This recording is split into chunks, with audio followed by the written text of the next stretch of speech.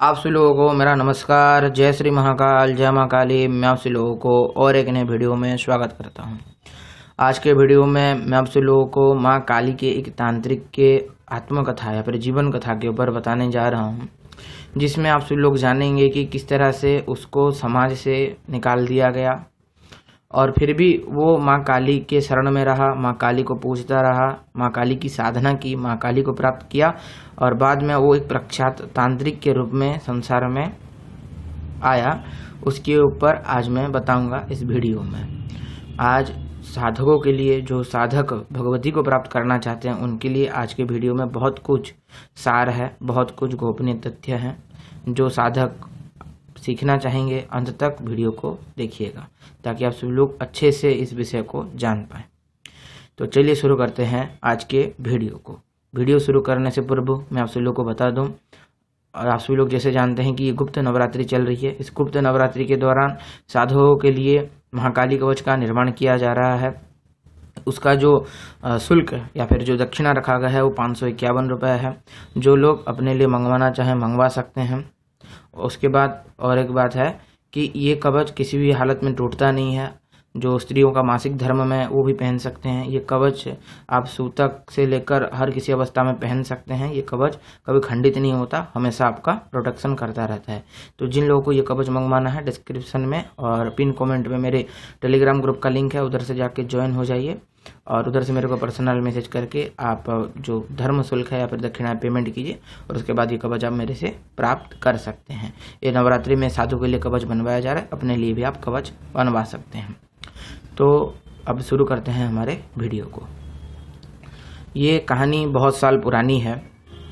एक गांव के एक जमींदार की बेटे की कहानी है। तो एक दिन क्या हुआ कि जो जमींदार का बेटा था वो दूर एक शहर में पढ़ाई किया करता था।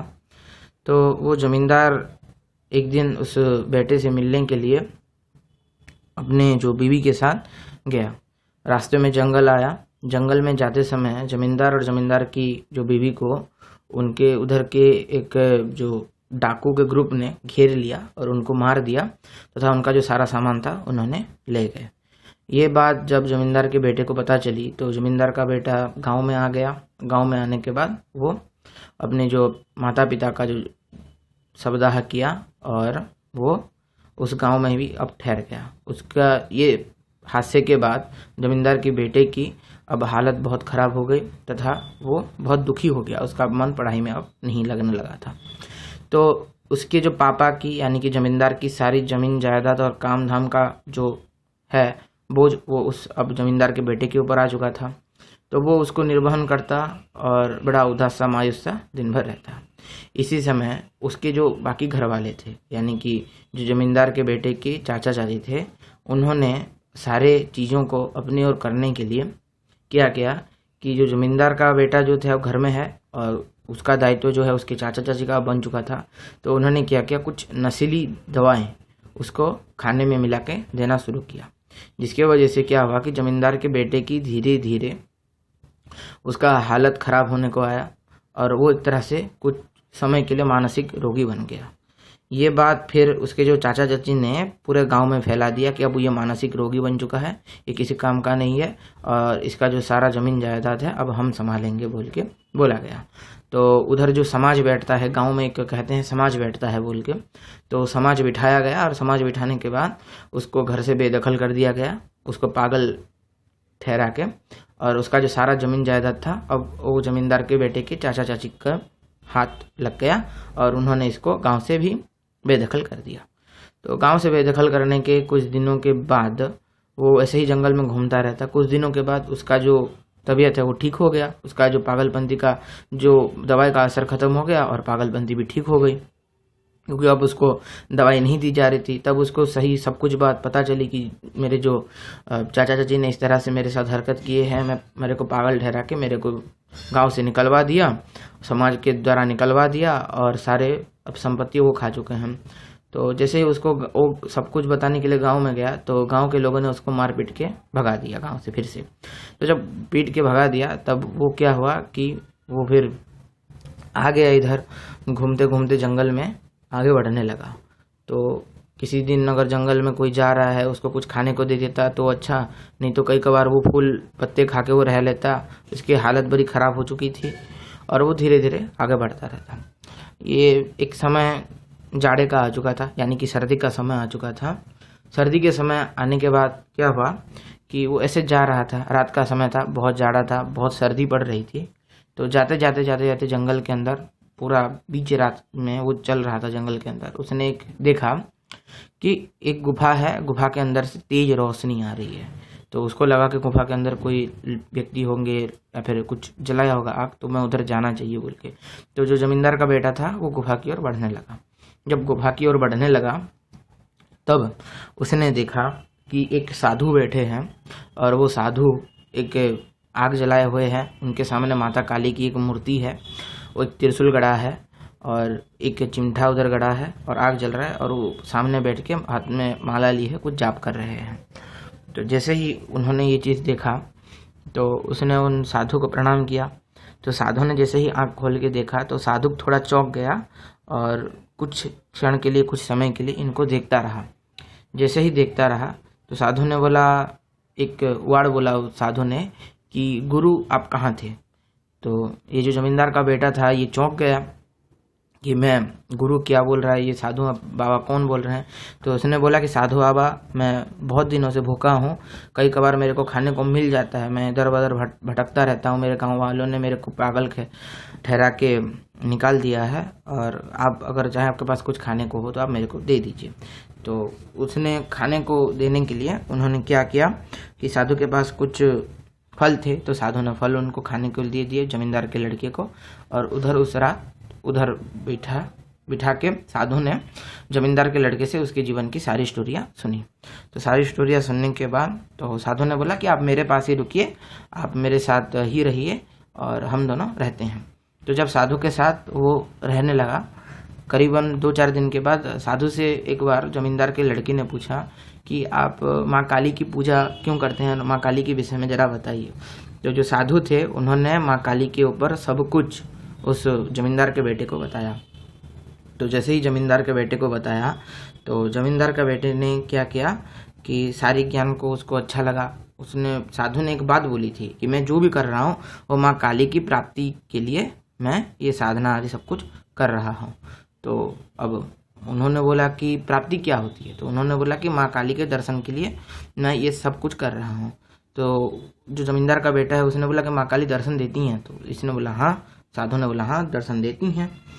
तो बार बार साधु जो थे वो जमींदार को गुरु बोल के पुकारते थे।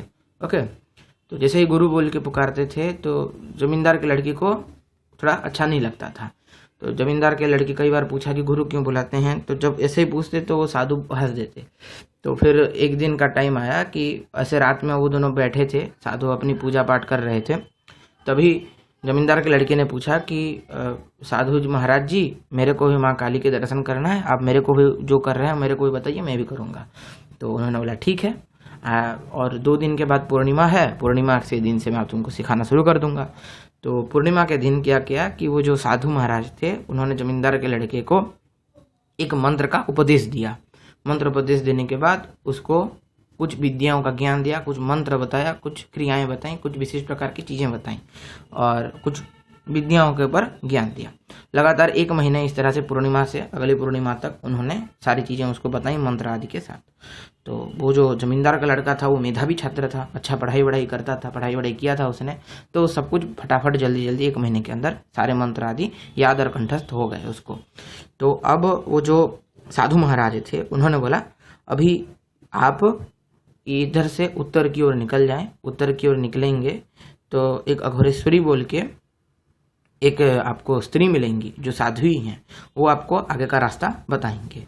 तो उसके उनके कहे अनुसार उनसे वो प्रणाम करके उनसे कुछ खाने पीने का द्रव्य लेके वो जो बोलते हैं जमींदार का लड़का था वो निकल गया। तो जब निकल गया तो धीरे धीरे वो आगे बढ़ता गया और सीधा वो पहुंच गया हिमाचल प्रदेश के निकट। हिमाचल प्रदेश के निकट में पहुंचने के बाद उधर एक छोटा सा गांव में वो पहुंच गया। पहुंचने के बाद उधर से एक व्यक्ति को पूछा कि अघोरेश्वरी बोल की एक साधिका है, साध्वी हैं, वो कहाँ मिलेंगी। तो उधर से एक जो व्यक्ति हैं उन्होंने मतलब अपने हाथ को ऐसे दिखा के बोला कि इस ओर आप चले जाओ और आपको एक छोटा सा कुटिया मिल जाएगा। उस कुटिया में अघोरेश्वरी साध्वी रहती हैं, वो बहुत पागल औरत है, आप उनसे थोड़ा दूर ही रहिएगा।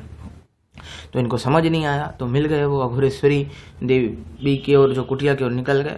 जब ये पहुंच गए तब उन्होंने देखा कि जो देवी अघोरेश्वरी हैं, जो अघोरेश्वरी साध्वी हैं, वो जो माता थी वो ऐसे बैठी थी और धूप में, और वो उल्टा बैठी थी, मतलब उनका सिर ऊपर थे, वो किसी विशिष्ट प्रकार की योगासन में बैठी थी। जैसे ही इनको देखा वो बहुत खुश हो गई और बोली कि आप आ गए, जल्दी आइए जल्दी आइए, भगवती प्रतीक्षा कर रही हैं आपकी।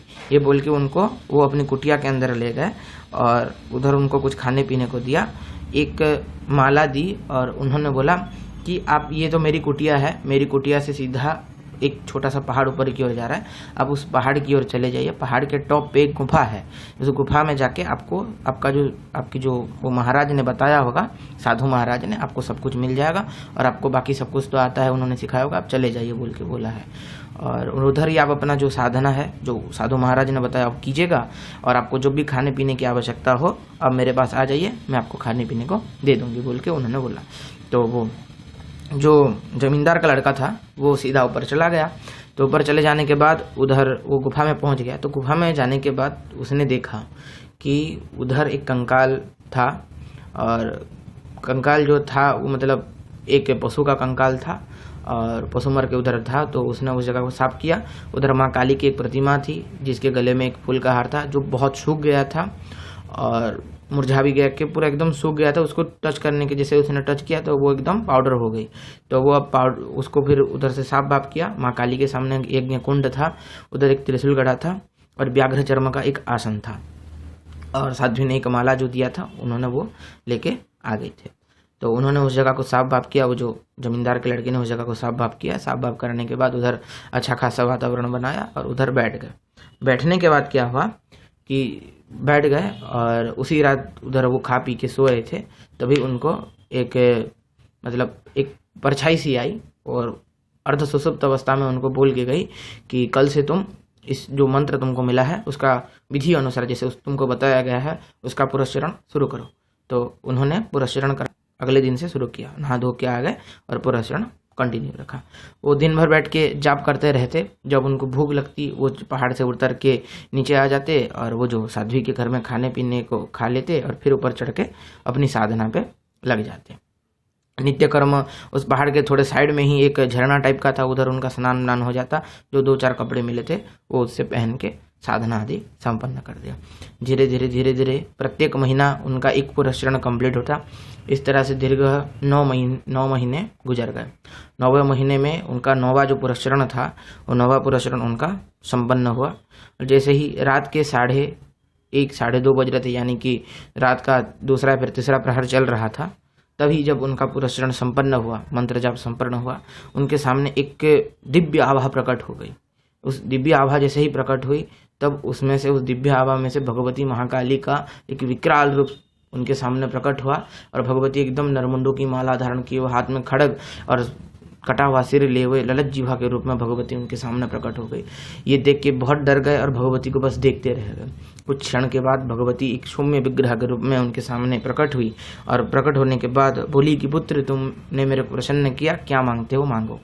तब उनसे उन्होंने, जो जमींदार के लड़के ने प्रश्न किया कि मेरे जीवन में इतने कष्ट क्यों थे, आपने मेरे को इतना कष्ट क्यों दिया, आप तो जननी थी, ये सब क्यों आपने मेरे जीवन में इतना कष्ट दिए, ये मेरा पहला प्रश्न है माता, कृपया उत्तर दें।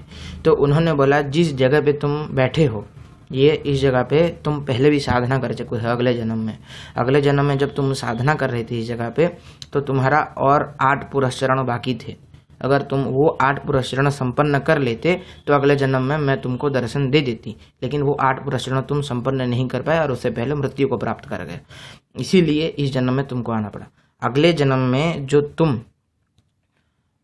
कुछ कुकर्म किए थे उन कुकर्मों को इस जन्म में तुमको भुगतना पड़ा, जिसके वजह से तुमको इतना कष्ट हुआ और अंतोगत्वा तुम फिर उस मंत्र को प्राप्त किए और इधर साधना करने लगे। जो तुमने मंत्र प्राप्त किया है और जिस साधु ने तुमको मंत्र दिया, साधु महाराज ने वो मंत्र दिया है, वो तुम्हारा ही पूर्व जन्म का शिष्य था और इस जन्म में आके तुमको वो मंत्र दिया, मैंने ही उसको आदेश दिया था तुमको मंत्र देने के लिए। जिस साध्वी से तुम अघोरेश्वरी से मिले वो भी तुम्हारी एक शिष्या थी जो इधर एस्टेब्लिश्ड हो गई है तुम्हारी साधना में हेल्प करने के लिए। अब तुम्हारा कर्तव्य है कि तुमको अब प्राप्ति हो चुका है, तुम अब संसार को सही मार्ग दिखाओ, तुम अब गुरु पदवी पे बैठ के संसार का मार्गदर्शन करो। तो ये बात सुन के वो जो जमींदार का बेटा था गदगद हो गया और भगवती को प्रणाम करके गया। भगवती ने उसको बहुत सारे वरदान दिए, आशीर्वाद दिए, कुछ चमत्कारी शक्तियाँ भी दी और भगवती गायब हो गई उधर से, मतलब आभायमान में लिप्त हो गई। तो इस तरह से उस साधु जमींदार का लड़का था उसको भगवती के प्रत्यक्ष दर्शन हुए थे, जबकि उसको निकाल दिया गया था, वो भिखारी बन गया था, खाने पीने तक को नहीं था, लेकिन भगवती की साधना लगातार उसने करके भगवती का साक्षात्कार किया था। कहते हैं जिन्होंने मेरे को ये स्टोरी सुनाया था वो कहते हैं कि जो जमींदार का लड़का था उसके पास जलाने के लिए एक दीपक तक नहीं थे और कुछ माँ को देने के लिए नहीं था। नित्य प्रति वो उस जंगल में से ही, वो जो पहाड़ में से ही कुछ फूल फल ले आता, माता को अर्पित करता और उस अर्पित करने के बाद वो सीधा जाप पे बैठ जाता माला लेके। तो इसी प्रकार से इसके जीवन का स्टोरी था। उसके बाद वो जमींदार एक प्रख्यात तांत्रिक के रूप में विख्यात हुआ और आगे लोक कल्याण करते हुए वो भी ब्रह्म के अंदर लीन हुआ अंतिम समय में। तो इस तरह से स्टोरी था। इस स्टोरी से हमको ये चीज़ सीखने को मिलती है, अगर हम इस जन्म में साधना कर रहे हैं किसी भी प्रकार से तो ये हमारे पूर्व जन्म का एक कॉन्सेप्ट है। पर पूर्व जन्म से ही हम करते आ रहे हैं, पूर्व जन्म में हम उस साधना को पूर्ण नहीं कर पाए, इसीलिए इस जन्म में आके हम उस साधना को कर रहे हैं। फिर इस जन्म से हम साधना आदि कर्मों में लिप्त हैं। जो लोग आध्यात्मिक स्तर में हैं उनका भी यही है कि पूर्व जन्म में वो ब्रह्म की प्राप्ति ना कर पाए, प्राप्ति नहीं हुआ, इसीलिए इस जन्म में आके वो प्राप्ति के लिए प्रयासरत हो रहे हैं। ये एक सत्यता है। इसी सत्यता को अपने अंदर धारण करते हुए साधक को चाहिए कि वो लगातार भगवती या फिर जो अपने इष्ट हैं अपने इष्ट की उपासना में तल्लीन रहे। गुरु के द्वारा जो मंत्र दिया गया उस मंत्र को वो लगातार जापते रहे, बड़ा लगातार अनुष्ठान करते रहे, लगातार पूजन करते रहे। इस तरह से जब साधक करता रहता है तब उसको कहीं ना कहीं जगदम्बा की असीम कृपा को प्राप्त होता है, जगदम्बा की असीम कृपा को प्राप्त होता है और अंत में ब्रह्म का दर्शन या फिर जगदम्बा के दर्शन प्राप्त करते हुए ब्रह्मलीन और मुक्ति को, साजुज्य परम मुक्ति को प्राप्त करता है। तो ये चीज़ हमको हमेशा सीखनी चाहिए। बस इस चीज़ के लिए हमको चाहिए धैर्य और तीव्र मनोबल। ये दोनों चीज़ को लेके आप साधना स्तर में आगे बढ़िए। चाहे आपके पास कुछ ना हो, माँ को अर्पित करने के लिए कुछ ना हो, बस भक्ति से बैठ जाइए, संकल्प लीजिए कि मैं इतना मंत्र जाप कर रहा हूँ भगवती, मेरे पास तो कुछ है नहीं, जिस दिन जो होगा अर्पित करूँगा बोल के इतना संकल्प लेके 10 माला लेके वही मंत्र को लगातार पुरस्रण की तरह उच्चारित करते जाइए। एक समय आप खुद देखेंगे कि भगवती आके आपको ही रास्ता दिखाएंगी, आपको लगातार रास्ता दिखाती रहेंगी। ये एक तंत्र साधना का सत्यता है। तंत्र साधना में ज़्यादा कुछ आवश्यकता नहीं है। बस अभी के समय में कुछ मूर्खों के कारण तंत्र साधनाओं को आडंबरिक बना दिया गया, नहीं तो तंत्र साधना कभी भी आडंबर की चीज़ नहीं है। अगर तंत्र साधना में आडंबर का कोई स्थान नहीं है। ये चीज़ को हमेशा साधकों को ध्यान रखनी चाहिए। बस भक्ति सहकार से भगवती का जाप कीजिए, भगवती की प्राप्ति अवश्य होगी। तो यही था कुछ आज का वीडियो। अगर आप सभी लोग को अच्छा लगता है लाइक करें, शेयर करें, सब्सक्राइब करें। जो लोग नए हैं सब्सक्राइब करके घंटी वाला बेल आइकन ऑल पे सेट करें ताकि मैं जो भी वीडियो अपलोड करूँ उसका नोटिफिकेशन आप सभी लोगों तक पहले पहुँचे। और एक बात मैं आप सभी लोगों को बताना चाहूँगा, जो लोग नए साधक हैं उन लोगों के लिए हमने बेसिक टेलीग्राम ग्रुप खोल रखा है। वो लोग उधर ज्वाइन होके हमसे बेसिक साधनाएं सीख सकते हैं, जिसमें उच्चिष्ट गणपति साधना, आसन बंधन, दिग्बंधन, दिशा बंधन, तंत्र काट, अगर आपके घर के ऊपर कोई तंत्र प्रयोग हुआ है तंत्र काट भी बताया जाता है। आपका स्कैनिंग किया जाता है, साधकों का स्कैनिंग किया जाता है और स्कैनिंग करने के बाद आपका जो भी जीवन में इशू है वो सारी इशुओं को सॉल्व करने का आपको मार्ग भी बताया जाता है। इसका जो दक्षिणा है ये 901 रुपया है। आपको 1 टाइम पेमेंट करना पड़ेगा, एक ही टाइम आपको पेमेंट करना पड़ेगा।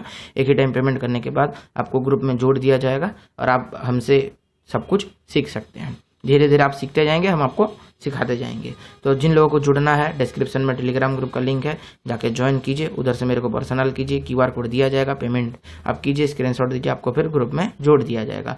उसी तरीके से अगर आप महाकाली कवच प्राप्त करना चाहते हैं तो यही है। अब ग्रुप का लिंक है और मेरा आईडी भी मिल जाएगा, जाके आप मैसेज कीजिए मेरे को, और आप उधर से मेरे को मैसेज करने के बाद मैं आपको क्यूआर कोड भेज दूंगा। क्यूआर कोड भेजने के बाद आप सभी लोग पेमेंट कीजिए, पेमेंट का स्क्रीनशॉट दीजिए और कवच आपके लिए बना दिया जाएगा। नवरात्रि के बाद आपको भेज दिया जाएगा। कवच बन रहे हैं, जल्दी आप ऑर्डर कर देंगे, आपको ज़्यादा फायदा होगा। तो यही था कुछ आज का वीडियो। सभी को मेरा नमस्कार। जय श्री महाकाल, जय माँ काली। मिलता हूँ आप सभी लोगों को और एक किसी नए वीडियो में।